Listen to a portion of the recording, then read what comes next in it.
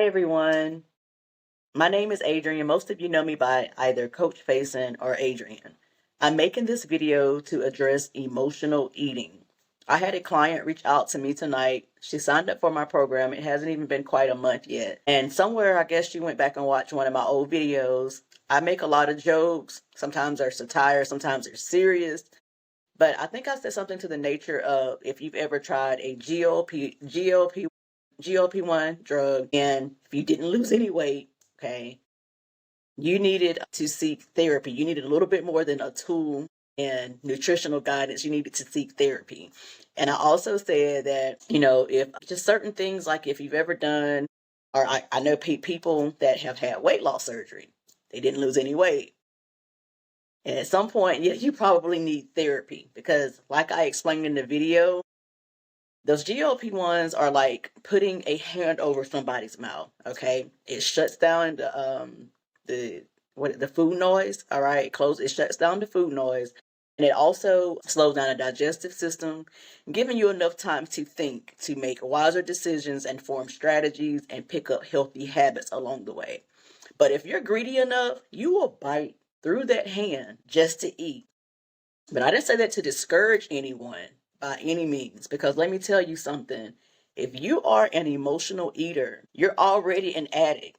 You have an addiction to food, just like I did for a short while. I think what saved me quicker than most people, I probably was overweight for about 3 years, right? Growing up as a child, I was chubby.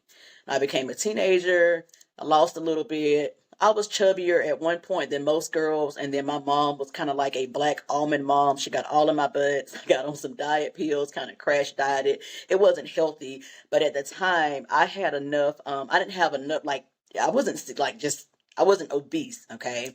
So I was probably about 180 pounds and maybe got down to like 160, okay, in high school. And anyway, so I caught it before it got really bad, but because I was still young minded and my mind wasn't fixated on food all the time, I was focused on boys and what I was wearing cute to school, schoolwork and this, that, and the third. So anyway, my activity was still somewhat up and my appetite wasn't really bad. It was, like I always tell people, when we get older, your activity level slows down, your appetite speeds up. My appetite was still kind of, it wasn't bad. Anyway, I wasn't a big overeater once I became an adolescent and kind of, prissy and more worried about boys and things like that. So then by age 19, that's when I started my pain pill addiction. At the time, I didn't know I was addicted, but I started dabbling in pain pills and just going through a lot of stuff with my oldest little girl's father. And that was kind of like just opening the doors to bigger things from like age 19 to 35, or I was on drugs. So from age 19 to age 28, it was pain pills, or 26, I'm sorry, 26. And at 26, I started using methamphetamine. Okay. But between age 19 and 26, it was pain pills.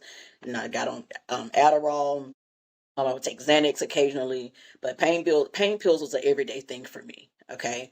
Somewhere in the mix, somewhere down the line, I got my hands in on probably about age 26, started dabbling in fentanyl patches. See here, I say 26, started when I started using methamphetamine. So again, the easiest way for me to explain this to y'all is that, like, with food addiction, you're already an addict, primarily because it's just repetitive behavior. You eat at events. Let's say you go to a birthday party. You're not hungry, but it's birthday cake. Or you eat. It's an event. It's emotional. Then you get sad. You get depressed. You eat. You get bored. You eat. You get mad. You eat. You want something fun to do because you're bored. You eat. Okay, so it's just the whole experience of food. You're just an emotional eater. But here's the thing. You already have an addictive personality, just like I did, and I still do.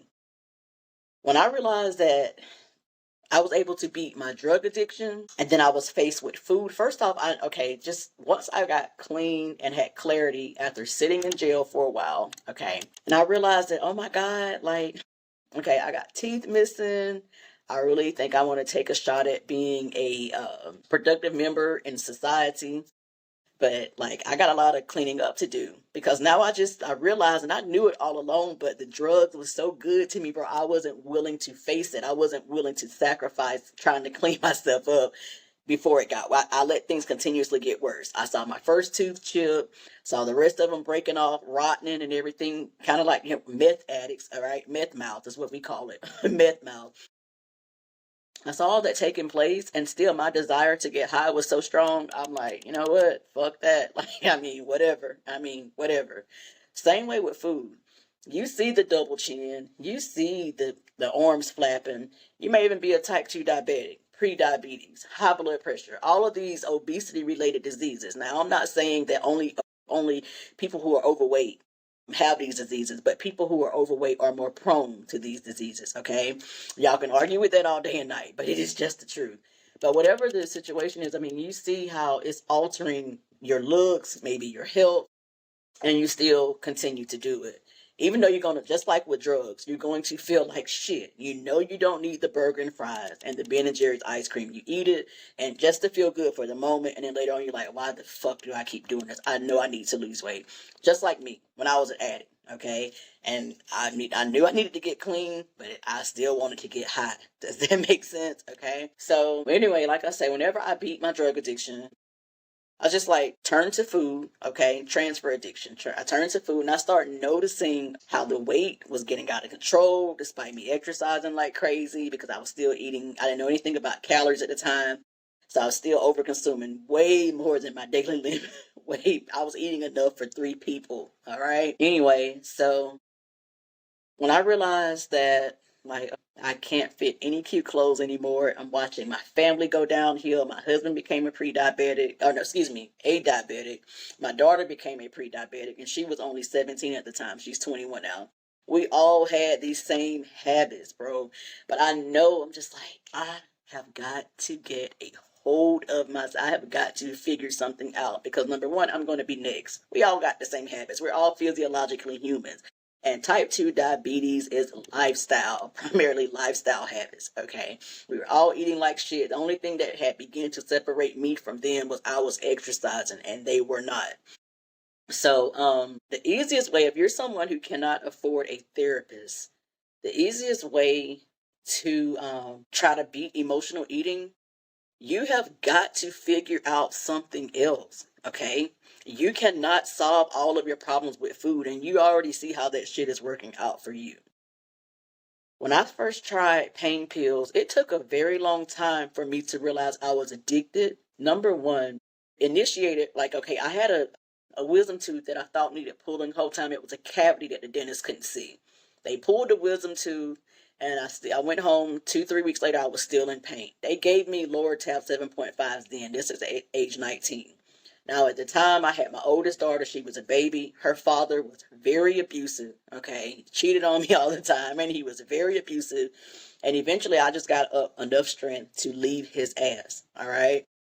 But all in the midst of that, I was still depressed, thinking about how he was running around with other girls and just all kind of stuff like that. And so, in the midst of me trying to figure out how to make it on my own, whether or not I should drop out of college, which I did. I was going for my LPN, but I dropped out and decided to do something. It's a whole nother story. Anyway, just, I started another job and start making, I realized I was able to support my daughter and myself. I had my best friend at the time. She was my on the road nanny. Okay. But all along me being depressed, a lot of times once I would get home from work, get out of school, I was just like, you know what? I just want to go to sleep. The baby sleep. And I would tell my friends, she was kind of staying with me a lot at the time, and I just wanted to rest. So sometimes we would smoke like a joint of regular marijuana because I have never been able to handle marijuana, as crazy as that may sound with all of the other hardcore drugs I've done. That stuff just sends me, oh my God, I'm like high on the moon type of high. Marijuana is not my thing. And hats off to you if you are, no shade, but I can't handle it. Anyway, so I would take a pain pill just so I could go to sleep. And over time, sometimes I make my stomach kind of queasy. It would just make me drowsy, make me sleep. And it just came one time, we were probably about an hour away from where we live. I went to do a job, and she went with me, and another friend of mine went with me, and me and the other friend, we had babies. I had my baby, and she had her baby. My my best friend, she kept our babies while we worked.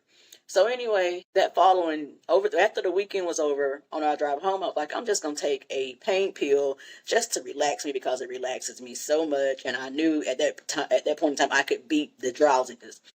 And somehow I just started creating this. At the time, I didn't know it was a euphoria I was feeling, because back then you just have to think about it. When I was 19, you didn't hear about people doing pain pills like that or being addicted to pain medication, and especially black people at that time. And so, I didn't know. Now, my mom's an LPN, and eventually it got to the point I started sharing with her how I just felt unstoppable. Like I could clean my house, my daughter, I was able to manage. I just felt like I could take on the entire world. I was only taking like one every blue moon, right? But as time went on, when I really start realizing that my mom was getting angry, letting me know it was a problem. She was a nurse, and here and there she had seen patients that were like that. Little did I know, my mama also had like a small run in back at the time. This is when Darvocets. I was too young. They don't make Darvocets anymore. But her and a lot of the nurses on her job were actually put on probation for. I was a baby, but she just ran this by me and let me know that, Adrian, this is becoming a problem. She didn't want to hear me talk about it anymore, so on and so forth. But at the time, I felt like, okay, whatever. But in my mind, I'm thinking like, God, she just don't get it. Like, these things are really going to be what saves me in life. Little did I know.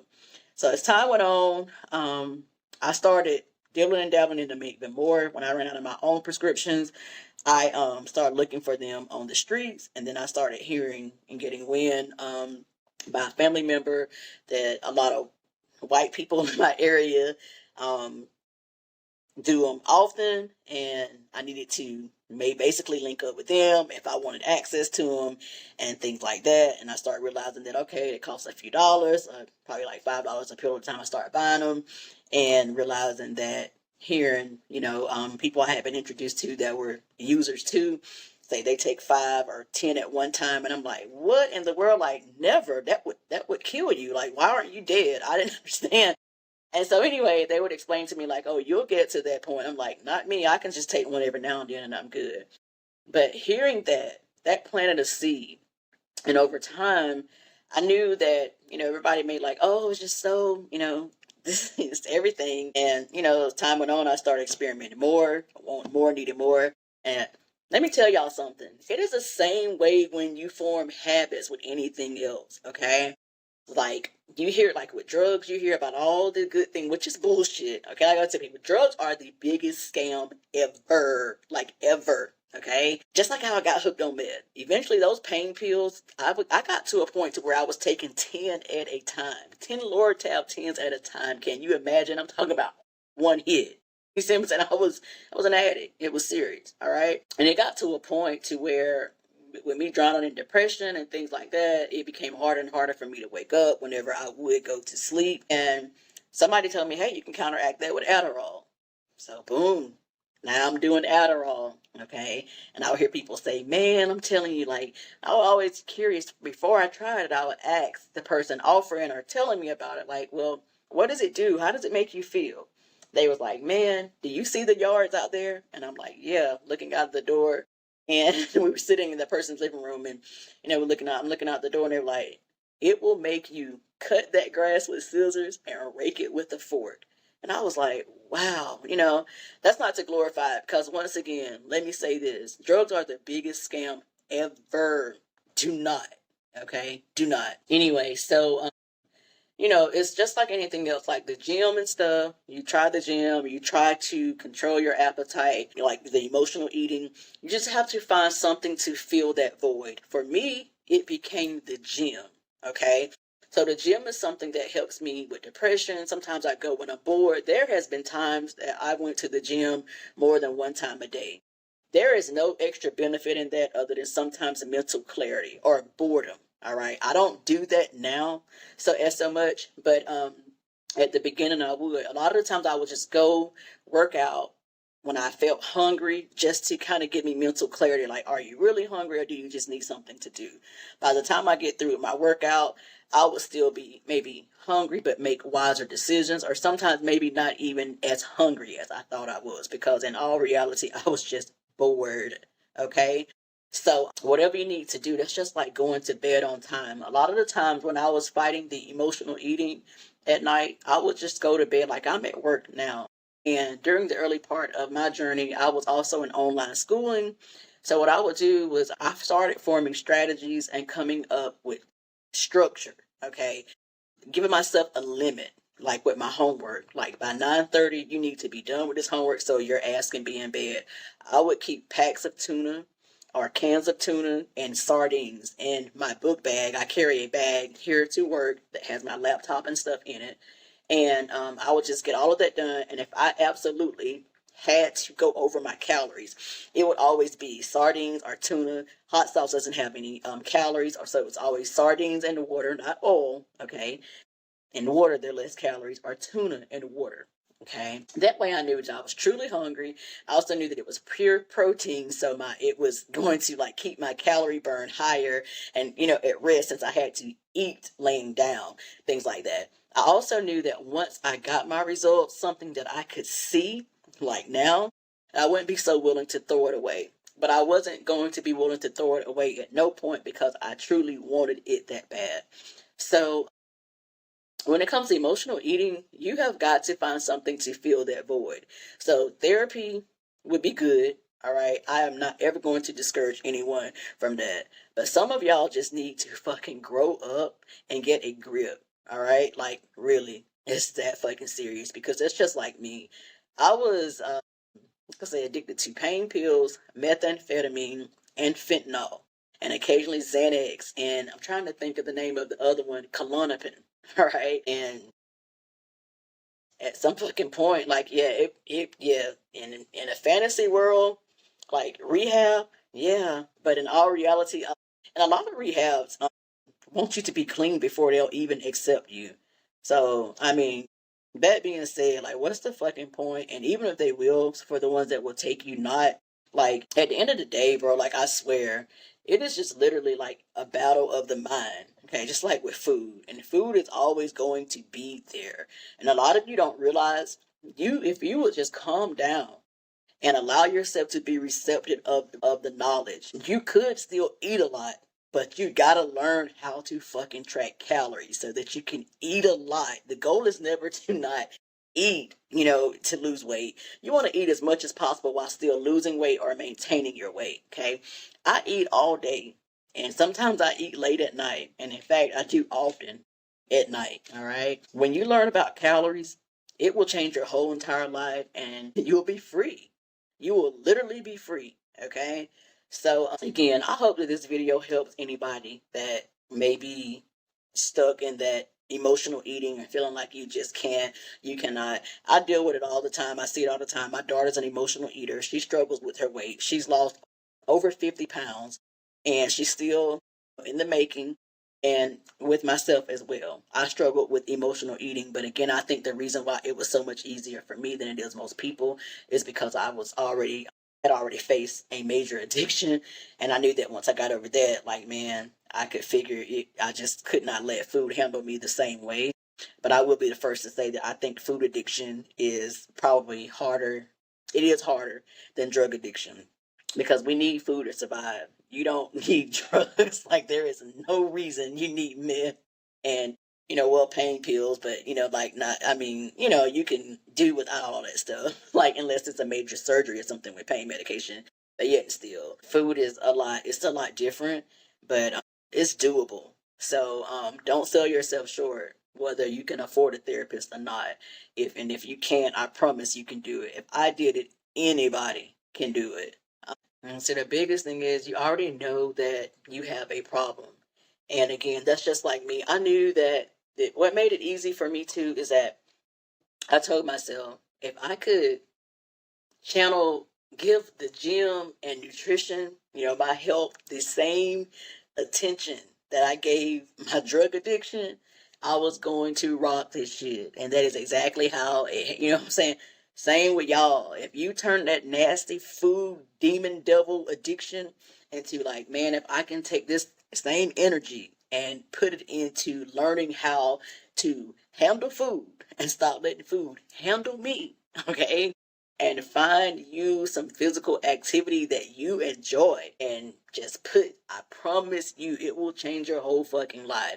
So I'm not going to say, like, some people will say, well, you got to want it. Yeah, you got to want it, but you just have to be logical. Like, it is literally so simple to a degree. Okay. So again, find some hobby, something that you don't associate with food. And I know that sounds so fucked up because the truth is, I mean, nowadays we associate everything with food. Even I still struggle with it until this very day. But I'm gonna say, like, if you like certain TV shows, if that TV show causes you to have snacks and like doom scrolling on your phone, you need to find something else to do. And in fact, you definitely need to set a bed schedule for yourself.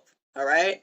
If you work night shift, okay, you need to be prepping the mass majority of your meals. Or if you're going to do DoorDash, you need to start finding things that are friendly for your calorie deficit. All right?